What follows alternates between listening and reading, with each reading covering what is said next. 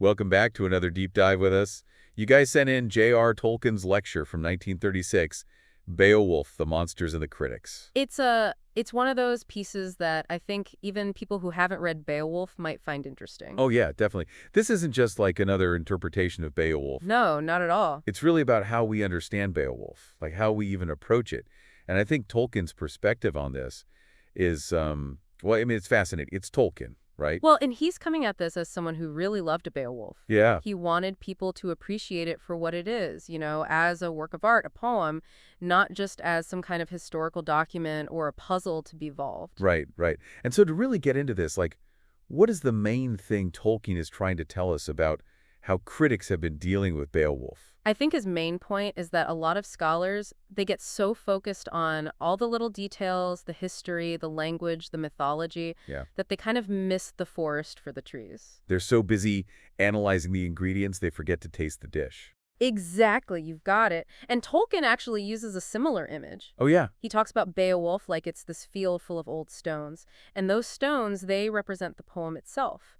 But scholars have come along and treated the whole field like a quarry. They keep taking these stones, these bits and pieces, to build their own towers. So instead of appreciating the monument that's already there, Right. they're using its pieces to construct something else entirely. And in doing so, they're kind of obscuring the original structure of the poem itself.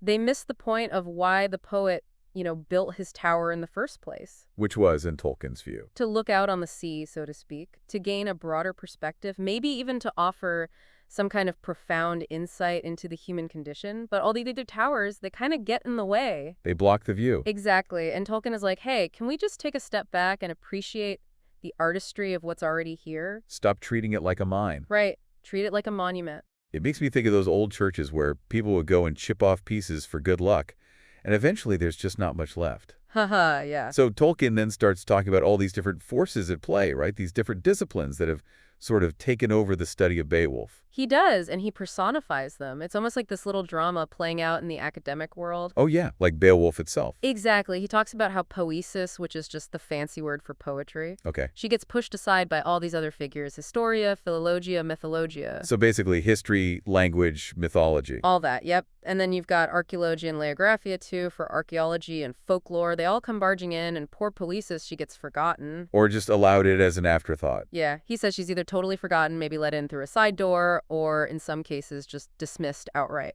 And he specifically mentions this quote from Professor Archibald Strong. Right. Back in 1921, Strong wrote that the main interest of Beowulf is that it gives us a picture of a whole civilization. Like Tacitus's Germania. Exactly. So Strong is saying Beowulf is valuable for what it tells us about history, not for the poem itself. And Tolkien's basically saying that's the problem, right? He is. He thinks this historical focus has created so much dust that we can't even see the poem clearly anymore. And he asks this great question: why should our primary approach to Beowulf, or any poem for that matter, be as a historical document?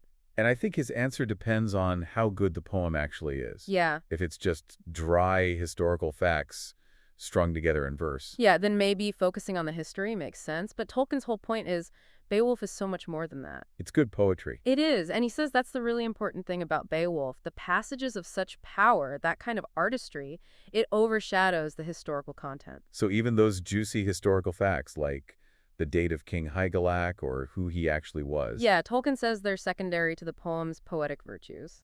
It's kind of a funny situation, isn't it? The thing that makes it good for historians, that illusion of historical truth, Yeah. Tolkien says that's a product of the poet's art. Exactly. It's not just that the poet knew a lot of history, but that they used it so skillfully. And Tolkien says there's a difference between those who love poetry and those who just want history. Those who love poetry can appreciate Beowulf on its own terms. Right.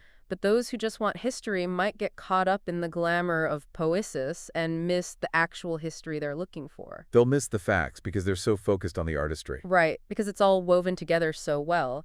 And Tolkien actually thinks this tendency to view Beowulf as something other than a poem led to all sorts of misconceptions. People were disappointed that it didn't fit into their neat little categories. Oh, I see. It was praised and criticized for all the wrong reasons. Yeah, like it wasn't primitive enough for some people, or it was too pagan or not pagan enough, or it wasn't a proper epic in the classical sense, and so on. Like it was a square peg being jammed into a round hole. Exactly. People wanted it to be a heathen heroic lay, or a history of Sweden, or some kind of Norse mythologica, anything but what it actually was. And this is where W.P. Kerr comes in, right? Tolkien spends a good chunk of his lecture talking about Kerr's critique of Beowulf. He does. Kerr was really influential, and his take on Beowulf is kind of paradoxical. In what way? Well, Kerr famously said the plot of Beowulf is very simple. The hero is occupied in killing monsters. Ha. Yeah, straight to the point. Right. And he also thought the structure was weak. He pointed to all these irrelevances in the center and the serious things on the outer edges, like it's all out of whack. Okay, so he doesn't like the story, he doesn't like the structure. But here's the catch.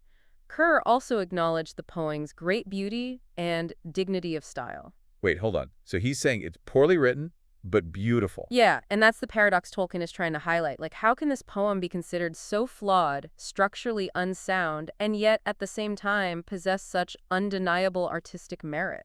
It's a real head-scratcher. And Tolkien felt like this contradiction had become this kind of accepted truth in Beowulf criticism. Everyone just accepted it without really questioning it. But he wants us to grapple with it. He does, and one example of this is the passing reference to Ingold. This was one of those irrelevances on the outer edge that Kerr pointed out. So what's the deal with Ingold? Well, it's just this brief allusion to Ingold, son of Froda, and his conflict with the Danish Sildings. It's mentioned in passing but never fully developed. Okay. And later on, a critic named Chambers argued that this was a perfect example of the poem's messed up proportions. He said this theme of conflicting loyalties, the duty of revenge, that's the kind of stuff ancient heroic poets would have really cared about. And he basically accused the Beowulf poet of trading that good stuff for a wilderness of dragons. Okay. But Tolkien steps in and defends the poet. How so? Well, first off, he points out that the Ingold allusion actually serves a purpose within the narrative of Beowulf. It's not just random. And secondly, he's like, look, you can't fault the poet for not writing a whole other poem about Ingold. He was trying to create something new, not just rehash old tales. I like how he throws that little jag in there about the wilderness of dragons. Haha, yeah. It's basically saying maybe one really good dragon is worth more than a whole bunch of lesser ones. Which conveniently brings us to the monsters in Beowulf, Grendel and the dragon. Tolkien was very clear that these monsters are essential to the poem. They're not just some kind of mistake. Exactly. And he pushes back against this idea that ogres and dragons are somehow childish or silly. He does. He contrasts that with what he calls the modern, correct, and sober taste, which might want to dismiss these creatures as mere fantasy. Yeah. But Tolkien is arguing that these monsters are deeply meaningful, and he points out how rare, truly significant dragons are in Northern literature. He puts Beowulf's dragon in the same category as Fafnir from the Volsung saga. They're not just random monsters thrown in for thrill. Right, they have this symbolic weight, this deeper significance within the poem. And Tolkien also tackles this whole idea of Beowulf being just a wild folk tale. Right, that it's somehow less sophisticated because of that. Yeah, and his response is, well, even great works of literature often have wild stories at their core. He even brings up King Lear. King Lear. He says even the story of King Lear could be considered wild, even silly in its most basic form. And he challenges this idea that folktale is somehow a bad master in Beowulf. That it's somehow ruining the poem. Exactly. And he questions this whole notion of having to have a certain kind of main stuff for a poem to be good. Right. Like, who gets to decide what's the right kind of material for a great poem? So he's really challenging that hierarchy of literary genres, where so-called high literature, like epic poetry, is seen as superior to low genres like folk tales. Absolutely. He's advocating for what he calls the mythical mode of imagination, this idea that myths are a powerful way of understanding the world, and that they're distinct from just simple folk tales in a dismissive sense. He's saying that the significance of a myth can't really be explained intellectually, but rather it's something that's experienced through poetry. It becomes real within the world of the poem. And Tolkien thinks the Beowulf poet really achieved this. He does. He says the poet created this world where these mythical creatures and events feel real and meaningful. Now, one thing that always stands out in Beowulf is the presence of these Christian elements, even though the story is set in a pagan past. How does Tolkien approach this? He actually sees it as a strength of the poem, not a weakness. He argues that those Christian allusions, like the references to Cain or the giants fighting God, they're not just signs of a confused poet. He calls them points of fusion, where the older dramatic traditions and the newer Christian scriptures kind of meet. So the poet isn't getting his mythologies mixed up, but rather... Right, he's intentionally bringing them together. And Tolkien thinks these points of contact actually highlight some universal themes, like humanity's alienation in the world, the struggle against evil. Those are things that resonate across both pagan and Christian worldviews. It's almost like the poet is using these different traditions to create something richer and more layered. Exactly. And Tolkien points out that the poet was probably a learned individual familiar with Christian poetry of his time. He suggests that the poet might even have modeled Hrothgar, the Danish king, after the patriarchs and kings from the Old Testament. Oh, interesting. Even though they're technically pagan, they still recognize a single divine power. Now, Tolkien also makes a really interesting argument about the genre of Beowulf.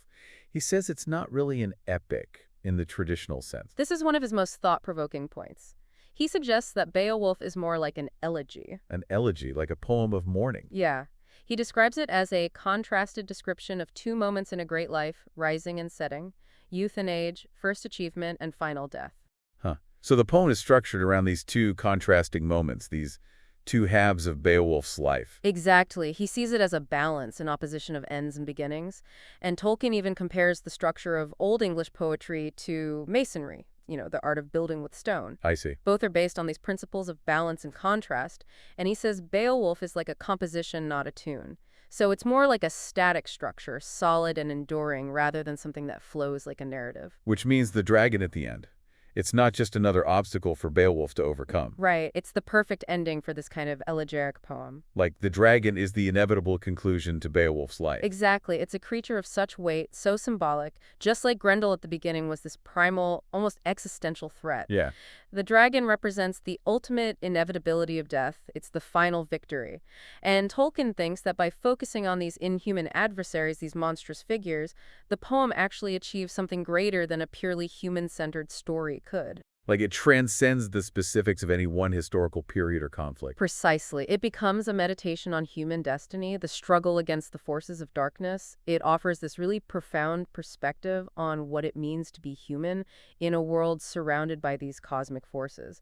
And one final point Tolkien emphasizes is that Beowulf is a late poem, not some primitive early work. Oh, right.